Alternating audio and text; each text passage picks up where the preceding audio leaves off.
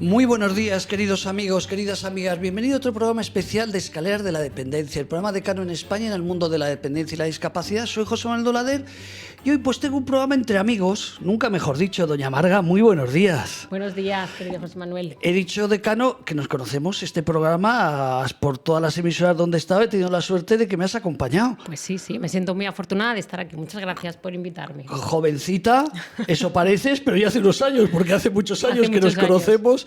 Bueno, y te voy a presentar también otro buen amigo. Lo conozco hace menos años que tú, pero tenéis una profesión muy similar. Don Carlos, muy buenos días. Buenos días, José Manuel. Buenos días, Marga. Encantado de compartir este momento. Oye, un placer, un placer. Y os voy a presentar, pero es que, claro, se empieza a presentar Universidad Virgen de Lourdes, por ti no acabaría nunca. Si empiezo también con mi amiga Marga, profesora de educación, Gredos, bueno, terapeuta, pedagogía, casi te vas a presentar tú, que va a ser lo mejor, porque con tanta experiencia, incluso has sido también escritora. Luego prefiero que te presentes tú. ¿Cómo nos presentamos? Venga. Bueno, pues yo de base soy maestra y psicopedagoga, soy por vocación entregada a la educación. Me he formado también y me he especializado en atención temprana, neuropsicología, en inteligencia emocional, en coaching educativo y recientemente en psicología positiva. Soy profesora de instituto en formación profesional y también en algunas universidades con las que colaboro, dando programas de formación y dirigiendo programas. Y también formo escuelas de familias y equipos docentes. Ay, suerte que lo has dicho tú, porque si no me habría dejado algo. Aunque tengo más cosas por aquí que tú, por prudencia, no lo has dicho.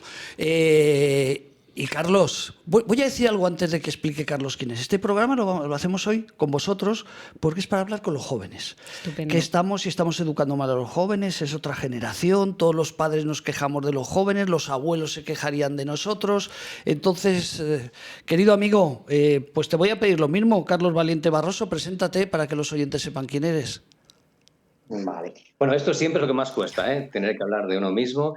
Y nada, el perfil así profesional, que es el que entiendo que más puede interesar en un evento como este. Bueno, yo me doctoré en el campo de las neurociencias, soy neuropsicólogo, profesor e investigador en varias universidades, luego, bueno, siempre dando clase en grado de psicología y en másters en relación con la psicología general sanitaria, neuropsicología, psicopedagogía.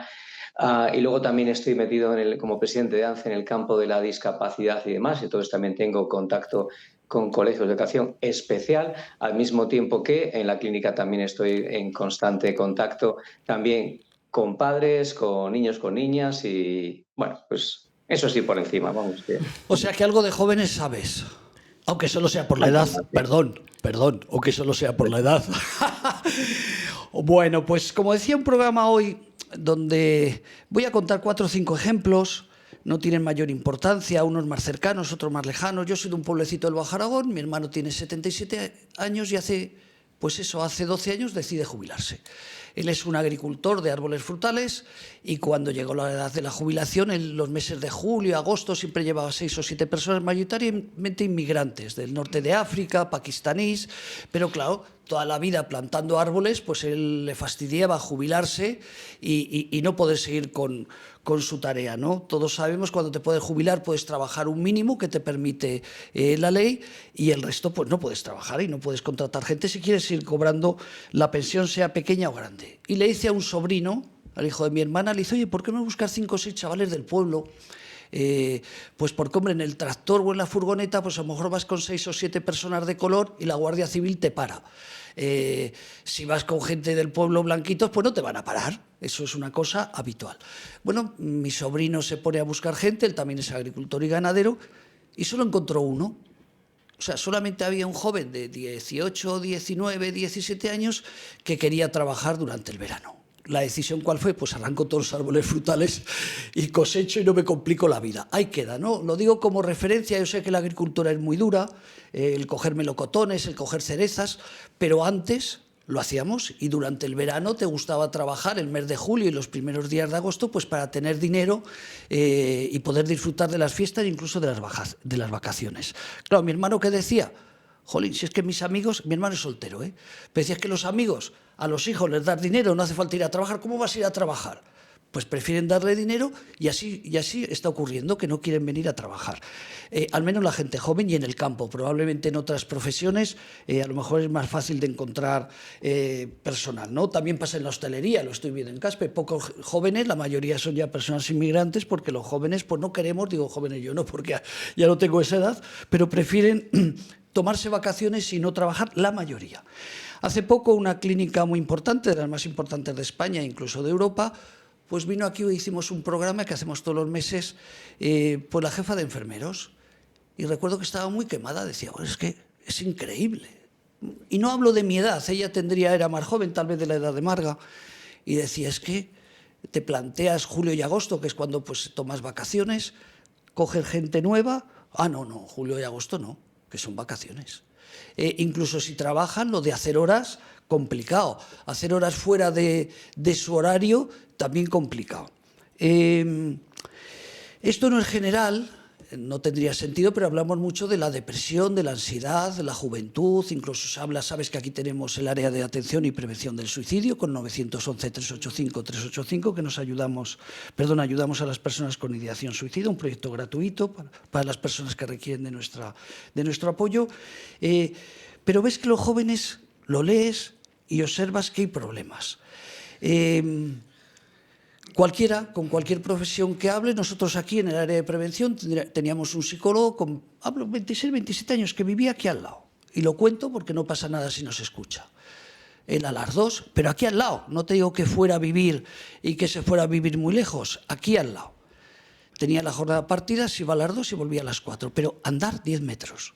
Y un día vienen de Telecinco para hacernos un reportaje en el área de prevención y como él sé que quería salir en algún medio pues para hablar del trabajo que hacía, a las 2 menos 20 le digo, oye, mira, están los de Telecinco, ¿quieres participar? Mira el reloj y dice, bueno, a las 2 menos 20. Si la entrevista es ahora, no sigo. Creo que todos nos entendemos, ¿no? Estaba en periodo de prueba, ya teníamos algún antecedente, indiscutiblemente después de ese planteamiento donde cuando una persona te llama a las 2 menos 10 y tiene una ideación suicida, este no es un proyecto para las 2. Oiga, perdone, llame usted mañana o llame que la compañera de la tarde le atenderá, ¿no? Entonces esto me hizo pues pensar y decir, vamos a hacer un programa, a ver si los padres no estamos equivocando con la educación de los hijos, a ver si es otra generación. Tenemos claro, Carlos, que tus padres seguramente también pensarían que a lo mejor los jóvenes en aquellos tiempos eran, no sé si más vagos, diferentes. En el caso de Marga, sus abuelos seguro que también podían pensar que éramos diferentes. Un poco era la idea de este programa, ¿no? ¿Qué es lo que ocurre? Como tengo aquí a la joven y es chica, pues empezamos por la chica. Marga, estoy equivocado. Esto es algo que yo coincide que he conocido. No te hablo, por cierto, de las bajas laborales. También, que es muy fácil, cogerse baja laboral. Si hablamos con personas que estén trabajando, a lo mejor no entenderán, pero si hablas con un empresario, pues el 10 y el 11% de bajas laborales que tenemos en España, somos el país en Europa donde más bajas laborales tenemos. Entonces, ¿qué ocurre? Marga, te pido un favor. Espero que no te escuche ninguno de tus alumnos o algún compañero que no piense lo mismo, pero luego pasamos con Carlos, pero así por encima y luego seguimos profundizando. ¿Estamos haciendo algo mal los padres? ¿Estáis haciendo algo mal los profesores? ¿Cuál es tu idea?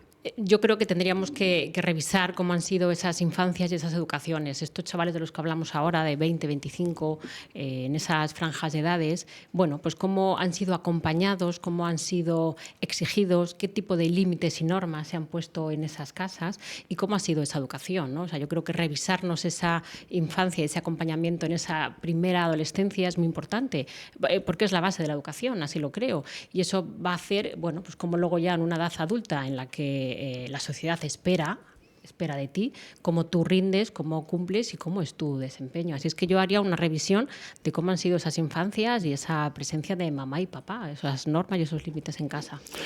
Vamos a pasar con Carlos. El abuelo cebolleta que soy yo, pues me está apuntando casos, ¿no? 2 amigas, una prima, otra amiga, maestras. Y con 62 años, una con 61 y otra con 62, decidieron jubilarse. Y recuerdo que las dos coincidieron en que no se jubilaban por los alumnos, y la de Zaragoza vivía en una extrarradio con personas, mucho inmigrante, gente de etnia gitana, con lo cual diríamos alumnos complicados. Pero las dos han coincidido que se jubilaron por las familias. Estaban quemadas cuando llamaban que un niño tenía problemas en el colegio y llamaban a los padres, dice, oye, es que nos sentimos culpables. Dice, es que me siento culpable de tener un alumno que es travieso, decirle a la madre que lo eduque mejor y resulta que iba contra mí. No sé si estoy apoyando lo que luego vamos a comentar, pero quería hacer ese matiz. Carlos, tu experiencia como profesor, bueno, dentro de toda esa experiencia que tienes laboral, ¿no? Pero como profesor de universidad y profesor de un colegio de educación especial, ¿coincides con lo que dice nuestra compañera? Sí, sí.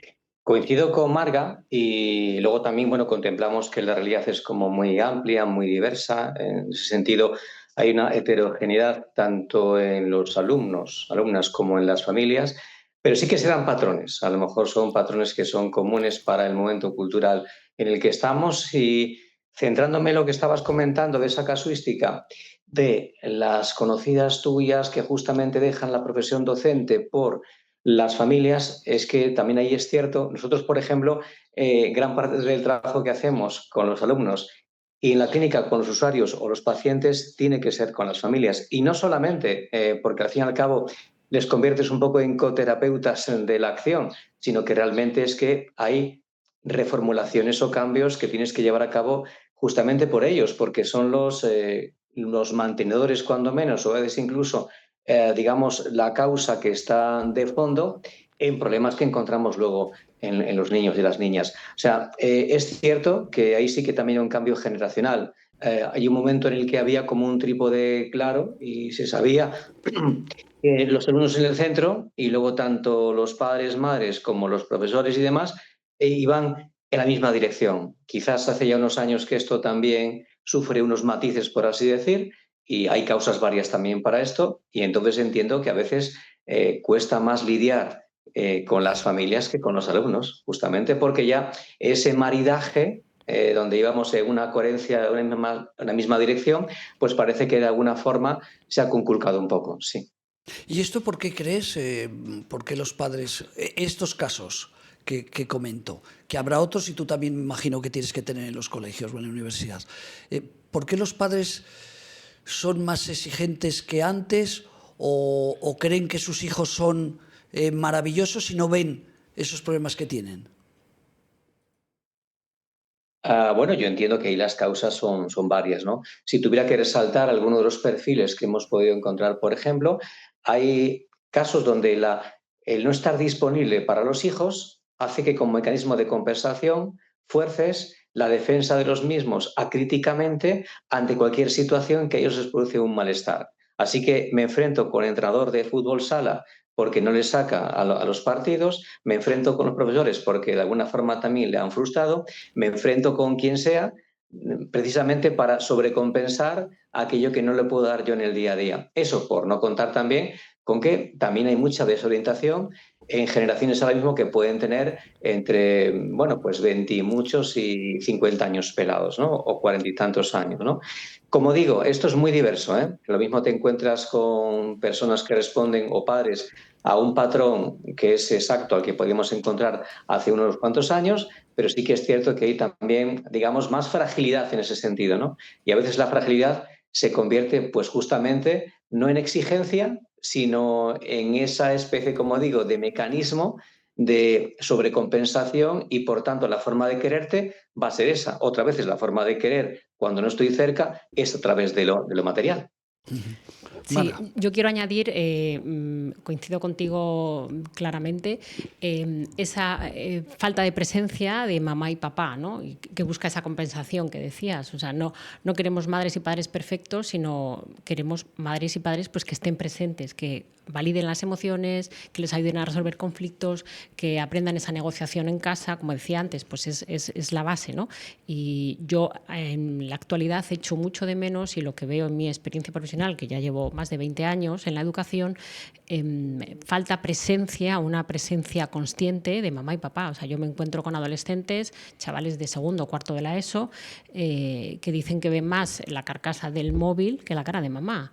y así lo dicen, y eso es muy duro y es muy triste, ¿no? O sea, no es una madre perfecta, un padre perfecto, sino que sean presentes con una coherencia, ojalá con un equilibrio emocional y una competencia clara a nivel social, ¿no? Que ya estaríamos pidiendo mucho, pero para mí la presencia es fundamental, ¿no? O sea, el acompañamiento real a esa infancia, no dejar a los niños y a las niñas. Te contaba antes la anécdota, José Manuel, que me gusta mucho traerla cuando puedo. Cuando yo era pequeña y iba con mis padres al pueblo, o nos íbamos de vacaciones, un viaje lejos, pues el viaje en el Cinca 1200 era escuchando cuentos, memorizando matrículas o buscando formas a las nubes o contando coches de un color o de otro a ver qué hermano ganaba. Soy la pequeña de 3 hermanos y mis hermanos son chicos.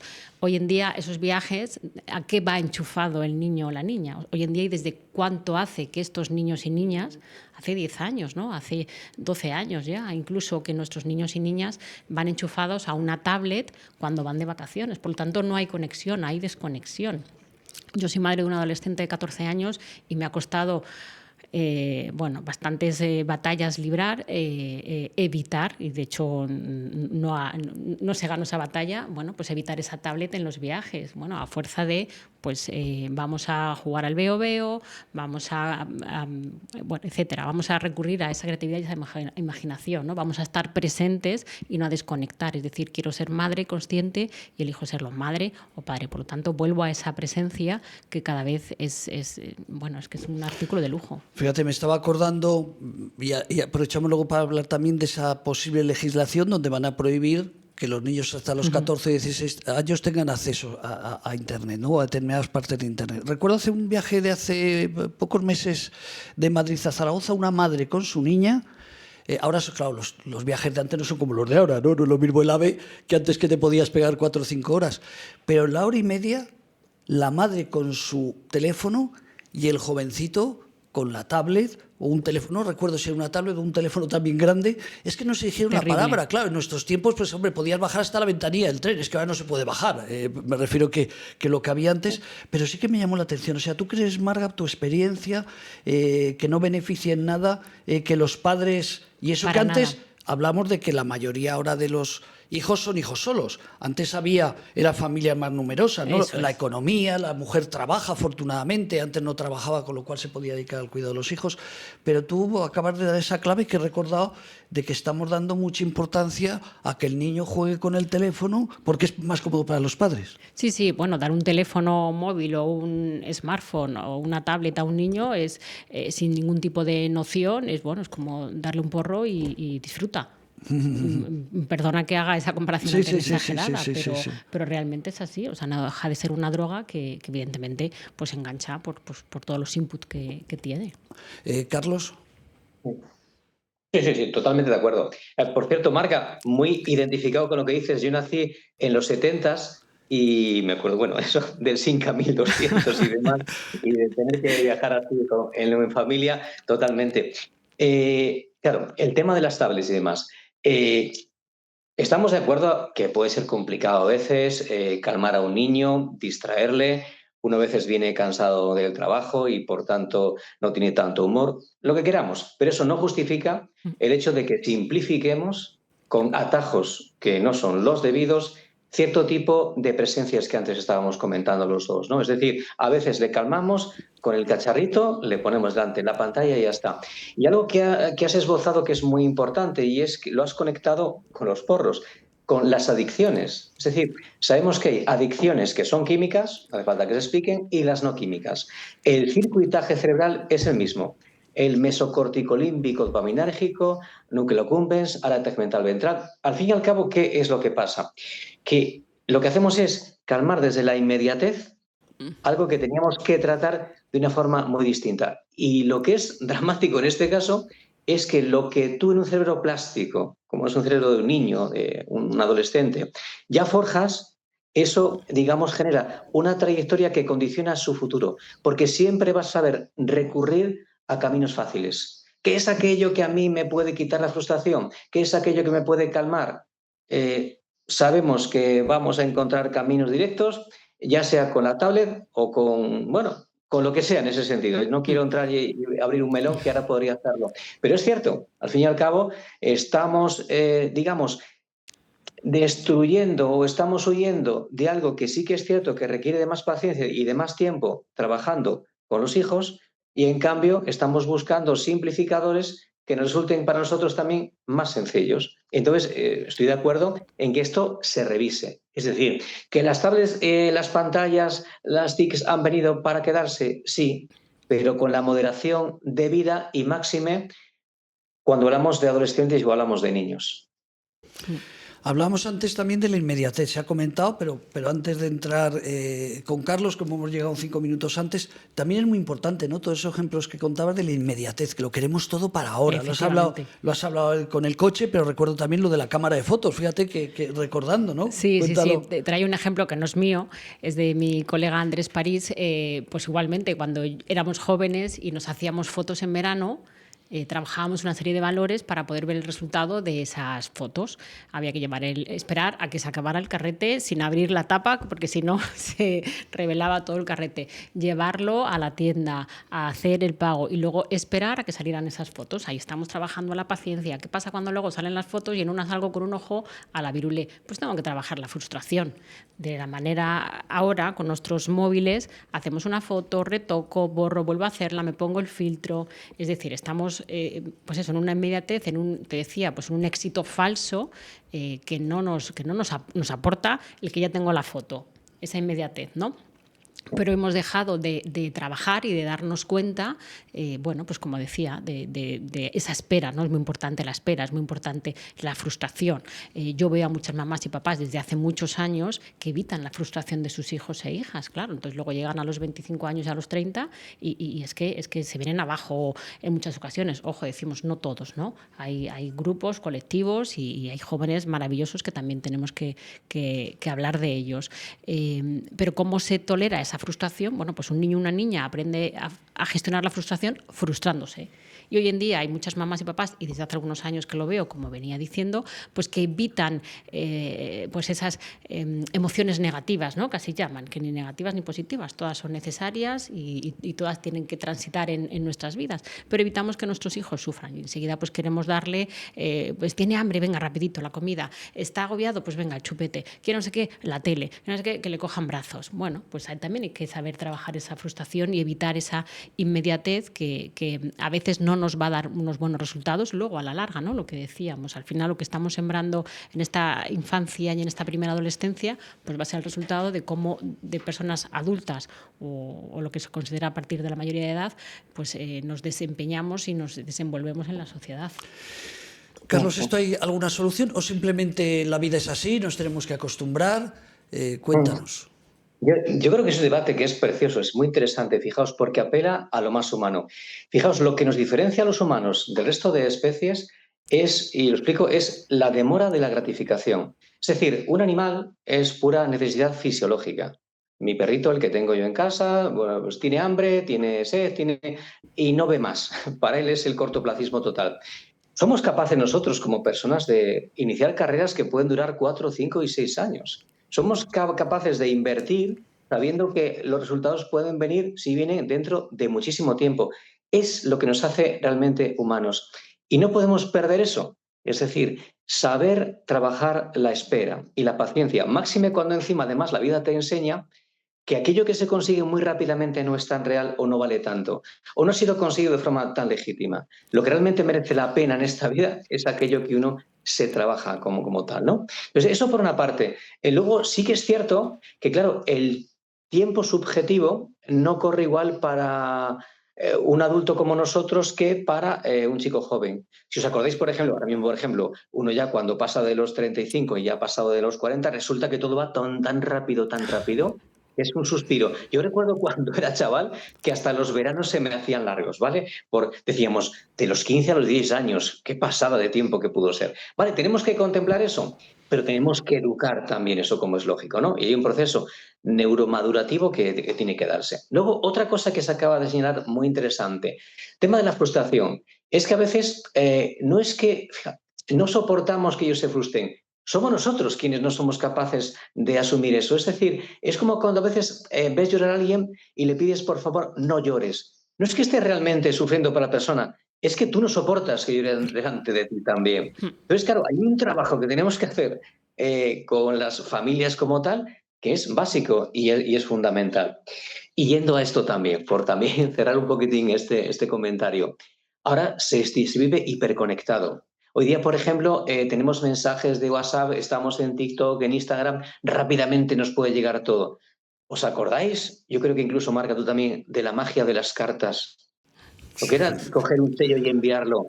Y la sensación de la espera y de Maravilla. repente que te llegaba la carta, es que eso es irrepetible. Claro, bien es cierto que ahora tenemos la ventaja de esa comunicación tan directa, tan ágil y tan eficiente. Pero de verdad que no podemos perder, aunque sea en otros ámbitos, esa idea de cultivar la paciencia y el tiempo que merecen las cosas. Fíjate, el otro día un amigo encontró una postal de algún viaje que hice, te hablo del año 81, 82, algún viaje que hice que le mandé una postal, me la mandó, le llamó la atención y ahora la gente se cabrea si en el teléfono no se ven los palitos verdes, que eso no sé cómo se llama. Doble clic. Eso es, que te jode cuando dices, pero si este no lo tiene, no sé si me ha leído la noticia o no, os le he mandado esta mañana y todavía no me ha contestado. Qué bueno, fíjate, puede parecer una tontería lo que estamos hablando, pero es que eso ha cambiado totalmente. De esa postal cuando ibas de viaje, ¿a qué hora te cabreas si no pone el símbolo este de ver si lo ha leído o no? Yo tengo muchos amigos o gente que dice, pero fíjate el capullo este. Si es que no sé si lo ha leído o no lo ha leído. Carlos, es que lo acabas de decir. Es que estamos transformando la sociedad. Oye, y no me quiero desviar, pero estoy recordando cosas, insisto, no para criticar, todos tenemos hijos jóvenes, yo tengo una hija de 34 años y otra de 31, que han tenido menos, ¿no? Me podría quejar, es una realidad, pero el tema de los pisos.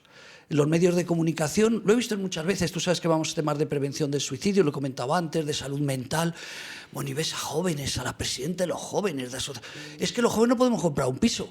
Pero oye, si yo hasta que me casé, y me casé con 30 años o 31, no recuerdo, iba de alquiler, no de alquiler, compartiendo piso. Yo hasta los 30 años compartí piso toda mi vida. Desde que salí del pueblo me fui a Zaragoza y me fui a estudiar a Barcelona y me vine a Madrid.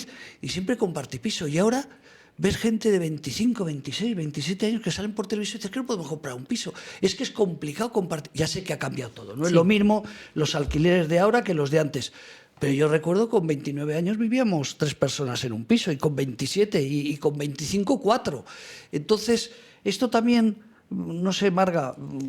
Bueno, pues lo que decíamos antes, igual hay diferentes colectivos y diferentes formas. Yo creo que sí que se puede acceder. Está muy, muy complicado, ojo, no quiero que nadie se me eche encima. Está muy complicado el acceso a la vivienda, pero también digo que son muchos los jóvenes que quieren un piso, un móvil de última generación, unas buenas vacaciones y vestir de marca. Yo conozco muchas personas así. Entonces, bueno, pues es que no pueda acceder a un peso, es que quieres muchísimas cosas y habría que priorizar, ¿no? O sea, yo, mis primeros ahorros para dar la entrada de mi casa yo sola, pues me costó mucho sacrificio, mucho esfuerzo, mucho doblar turnos, mucho trabajar fines de semana y festivos. Buscaba opciones de trabajo por donde fuera, dar clases particulares, cuidar niños, una residencia, un colegio. No paraba de trabajar y ahorraba mucho. Era muy hormiguita, que es lo que me habían enseñado mis padres, ¿no? Y bueno, también pues priorizaba eso y no priorizaba pues el tener unas vacaciones maravillosas, irme un mes fuera a un hotel estupendo o vestir de marca, ¿no? Como decía antes. Entonces, pues vuelvo al sacrificio, al esfuerzo, a la espera, pues esos valores que de alguna manera yo creo que se están perdiendo por todo esto de la cultura de la inmediatez. Entonces, sí que es cierto que es muy difícil el acceso a la vivienda, que está muy cara, que el sueldo no sube en proporción a cómo está la sociedad, pero por otro lado quiero añadir, quito el pero, y por el otro lado quiero añadir que también son muchos los jóvenes pues que quieren todo y hay que tener una escala también de prioridades y valores. No sé, ¿tú te fuiste con 24 años a un piso tú solo? Pregunto. No. Bueno, no, era por curiosidad, digo, a ver si es que somos aquí un tío raro y una tía rara, ¿no? Sí, no. Además, yo vengo de una familia que somos 5 hermanos. Yo soy el tercero del medio, siempre dijeron nuestros padres, la herencia son los estudios. Hemos estudiado tropecientas cosas, entre doctorados, másteres, entre los 5, licenciaturas. Nos hemos pasado un poquitín ahí a veces de la raya, pero encantados de la vida. Y patrimonio en ese sentido, cero. Yo, por ejemplo, soy de los que reivindican también una cultura centroeuropea, esa cultura de la propiedad, que yo entiendo que está en España muy instaurada. Incluso, además, refuerzo lo que estamos diciendo y doblo esa apuesta. Desde aquí no vamos a marcharnos con ningún piso.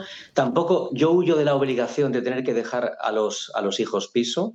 Somos muchos los que hemos tenido que partir de nuestro piso desde cero. Entonces yo, eso también por una parte.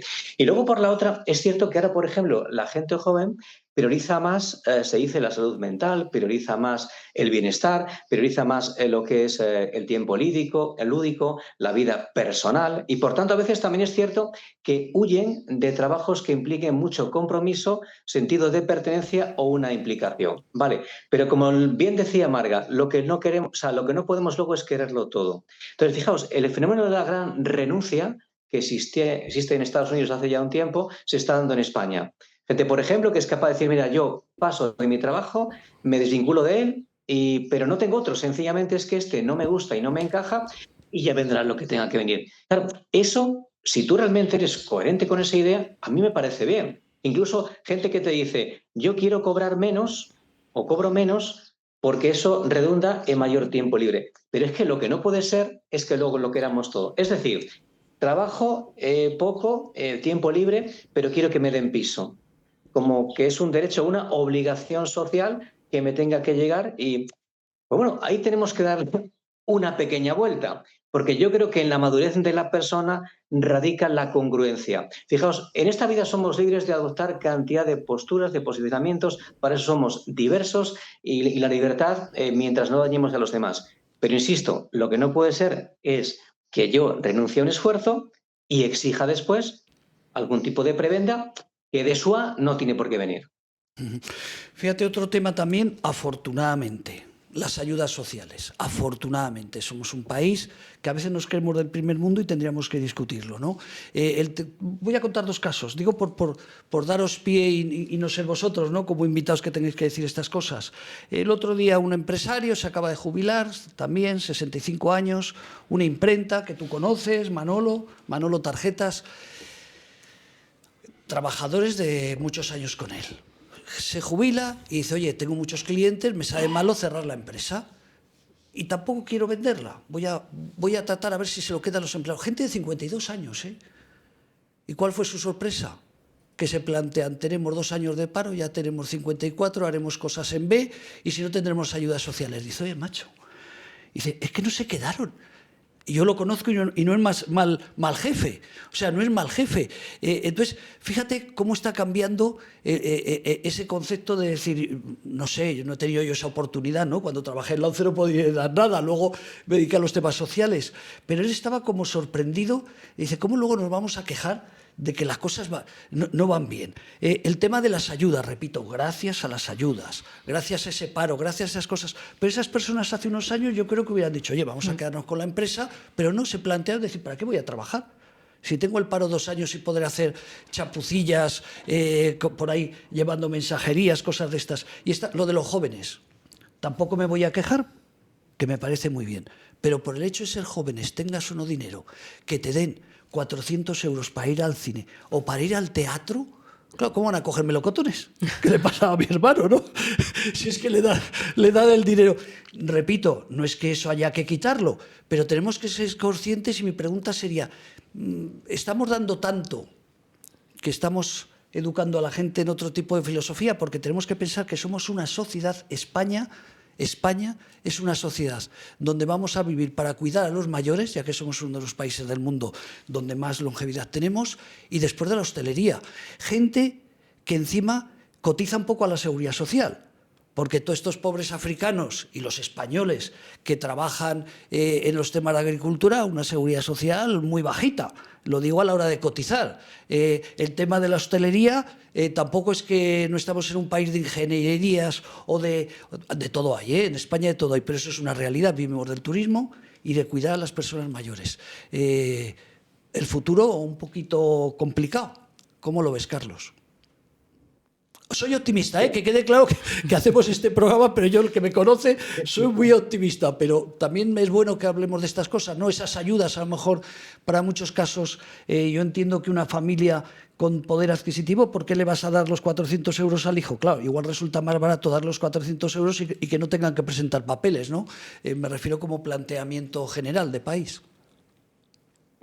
Sí, sí, no. No, y además, desde la clave que hablábamos, ¿no? Una clave constructiva realmente, que eso implica reconocer sobre todo las virtudes de la sociedad y de las personas y también, bueno, con sentido crítico, intentar paliar, mejorar o matizar aquello que vemos que no funciona. Las ayudas como tal, como es lógico, pues existen y tienen que existir y lo bueno es que, bueno, que se canalicen bien y siempre y cuando también pues hagan falta y a quien haga falta y volcarnos realmente en colectivos más vulnerables, como es lógico. Bien es cierto que todo esto, claro, todo tiene la cara B, como pasaba con los discos, ¿no?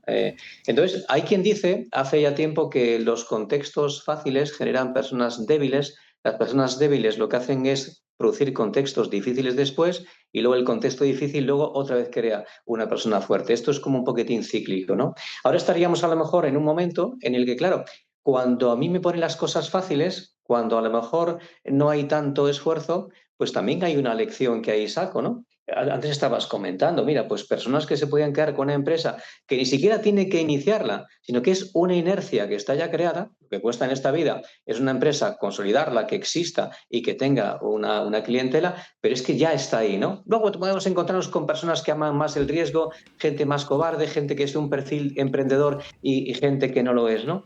Pero bien es cierto que lo que no podemos es dar todo hecho y darlo todo fácil, ¿no? Y sobre todo, aquí incidiendo más en la etapa como más juvenil, sobre todo cuando una persona se está construyendo a sí misma, ¿no? Porque aquello, por ejemplo, que estás viviendo o aquello que mamas, eso va a hacer que cuando menos te condicione el resto de tu vida realmente. Entonces, ayuda sí, por supuesto, con racionalidad, con criterio, con sentido de justicia, pero también siempre y cuando lo que no estemos es generando un regalo trampa. Es decir, al fin y al cabo, facilitando ciertas cuestiones que están debilitando a esa persona que antes o después se va a encontrar con sus retos y dificultades. 5 minutos nos quedan. Marga. Bueno, pues totalmente de acuerdo también. Hablando de las ayudas sociales, es cierto que son necesarias, que es necesario también seguir revisando esas ayudas sociales que se dan. Yo en el ámbito de la educación, pues a veces las ayudas sociales no llegan realmente a quien tiene que llegar y a quien llegan, pues luego no se hace un acompañamiento para que esa ayuda social sea bien invertida, bien usada, ¿no? Por ese lado. Y por otro lado, yo lo resumiría, José Manuel, en que nos cuesta mucho doblar la bisagra. Es algo que decía mi madre. Bueno, pues ese esfuerzo, vuelvo al esfuerzo y al sacrificio. Está claro que si puedo quedarme en casa teniendo un ingreso similar al que me van a dar trabajando, pues voy a la comodidad, ¿no? Pues, ¿cómo no me voy a quedar en casa en el sofá? Y eso pues le pasa a muchas personas. Carlos, lo he dicho antes, es así la sociedad. Nosotros no lo vamos a cambiar, que nos vean 100, 1000, 10.000 personas, no lo vamos a cambiar, porque habría que empezar un poco desde más arriba. ¿Cómo lo ves? ¿Nos tenemos que acostumbrar? ¿No pasa nada? ¿Así es la vida? ¿O crees que esto tiene alguna solución? ¿Que algún día volveremos otra vez a tener más ganas de trabajar, tal vez? Que hay mucha gente con muchas ganas de trabajar, sí. Insisto, que no, aquí no nos vayamos a equivocar. Sí, sí. Bueno, yo creo que siempre somos hijos de nuestro tiempo y el ser humano no es ni mejor pues ni peor ahora, ¿no? Yo huyo también de apriorismos en ese sentido y creo que al final hay una relación causa-efecto y hay contextos históricos e ingredientes que se dan que al final producen cierto tipo de situaciones y de personas. No creo que sea mejor ni peor el joven de ahora que el de hace 20, 40, 60 años, sino que es el que toca y todo está conexionado, porque al fin y al cabo son así porque no partimos desde cero, sino algo viene de atrás. Yo creo profundamente en el ser humano, eso al fin y al cabo es lo que me anima a trabajar en el día a día. Y más aún, yo tengo esa especie como de chip que se fija más en la persona que está como más desviada, esa persona que está como más a lo mejor desasistida, que es más frágil. Entonces, claro, yo lo que veo son siempre oportunidades, ¿no? De intentar hacer crecer, mejorar o ser facilitador de que la persona que tengo delante, y ahí sí que no es una sociedad, sino que son individuos, gente concreta con su historia, pues a la que tengo que asistir y con la que tengo que intentar, pues eso, pues mejorar su vida. Y en el fondo lo que todos buscamos, de alguna forma, es ser más felices, ¿no? No esa felicidad de la adolescencia, que esa es la utópica y a lo mejor la que nunca existe, sino que es ese estado de armonía donde la gente esté contenta con lo que tiene, con lo que hace y con lo que es. Y ese es mi empeño. Entonces soy optimista y esperanzado al 100%. Yo soy también optimista, esperanzado. Viví en Argentina, insisto, para sacar como debate, no es el abuelo Cebolleta, pero son historias reales. Viví en Argentina del 2007 al 2010. Y recuerdo que cuando volví muy cabreado, era una situación, Menem dejaba ya de existir, los que conozcan un poco la historia de Argentina, un país maravilloso pero destrozado económicamente, socialmente. Y recuerdo que me llamaba la atención que solo había asesinatos en televisión. Había una situación crítica muy, muy complicada, ¿no?, en Argentina en aquellos momentos y sigue ahora. Asesinatos, críticas, broncas entre los políticos. Y yo veía la televisión y digo, pero si es que un turista viene aquí a Argentina y le tiene que dar miedo el país con lo que estamos viendo en los telediarios. Y ahora han pasado los años y veo que España es como Argentina. Ves la televisión y digo que no vean los turistas la televisión, porque aquí solo hay corrupción, bronca con los políticos y asesinatos permanentemente. Bueno, en este caso, lamentablemente, con los incendios desde aquí, pues sobran comentarios, ¿no? No vamos a hablar del dolor que producen estas circunstancias y por eso se habla en televisión. Pero también esto yo creo que también tiene que no tiene que ser positivo, ¿no? Que los medios solo hablemos, y hoy es un programa de crítico, que aquí en la radio hacemos siempre programas muy positivos, pero yo no sé si esto también crees que puede influir. Di que los jóvenes no ven afortunadamente los telediarios, pero esta situación que vimos de crispación, Marga, y luego te pregunto a ti para terminar, ¿crees que esto es bueno? ¿O tú también eres de las que la recomiendas, oye, no veas la televisión? Bueno, yo recomiendo estar al tanto de las noticias, pero de una forma acompañada. O sea, muchas veces nuestros niños y adolescentes ven la televisión, igual que cuando les dejábamos la tablet que hablábamos antes, y no hay una explicación ni hay un poner base a todo esto que está ocurriendo, ¿no? No es evitar ver todo ese sufrimiento porque es real y no podemos evitar también lo que comentábamos antes, ¿no? Que nuestros niños y niñas sufran o que vean pues lo malo que hay en el mundo, porque también hay mucho bueno, ¿no? Y también hay muchas personas positivas y que creen, por supuesto, en la dignidad humana, ¿no? y en la persona humana. Carlos, te toca. Sí, estoy también con Marga. En el fondo, al fin y al cabo, es educar y acompañar esa información, porque al fin y al cabo, como siempre, no vivimos de aquello que ocurre, sino de cómo digerimos aquello que nos ocurre, ¿no? Y al fin y al cabo, ellos de adultos y de niños incluso van a filtrar la información no como la realidad es, sino como son ellos. Entonces, eso sí es importante, que conozcan el mundo tal y como es y que tengan ese sentido crítico y, sobre todo, forjar a vivir todo tipo de perspectivas, porque el concepto de influencer va mucho más allá de ese influencer sentido estricto, sino la influencia está en tantos medios de comunicación, en redes sociales, en deportistas, en actores, en actrices, en gente de alguna forma que tiene para ellos un peso. Entonces sí que es bueno saber cultivar en ellos ese sentido crítico para que sepan filtrar esa información y que no sean tan manipulables. Pues querida Marga, querido Carlos, muchísimas gracias. Terminar aquí el verano, mi último programa de verano con vosotros, un lujo. Carlos lo conozco también y mucho, con lo cual te agradezco de corazón que hayas querido participar hoy, que sé que estás de vacaciones. Y Marga, que acabas de venir de vacaciones, sí. Con lo cual, Morenita, tu primer tema, venir aquí a la radio, pues también te lo agradezco. Maravilla. Bueno, pues nada, nos vamos agradeciendo como siempre al Hospital de Día Lachman, un hospital dedicado a la psicorrehabilitación de personas con trastorno mental grave, también a Corazón y Manos, una entidad social dedicada a ayudar a personas, sobre todo del Grupo CLECE, creado por los propios trabajadores del Grupo CLECE, una empresa con más de 90.000 trabajadores, Entonces han creado su propia entidad social y, como no, asispa.org, también otra entidad social dedicada al cuidado de personas mayores y personas inmigrantes. Y no sé si os gusta cocinar, pero voy a despedir el programa. Yo ya me despido este verano, pero lo voy a despedir con un buen aceite. No sé si sois cocinitas o no, pero ya sabéis, un aceite ayuda mucho. Carlos, repito, muchísimas gracias. Marga, un placer. Y espero que a la vuelta del verano pues hagamos otro programa. Nos vamos, queridos amigos. Muchísimas gracias por estar aquí, al otro lado del micrófono o al otro lado de la pantalla. Soy José Manuel Lader y les espero en radiodiversidad.com.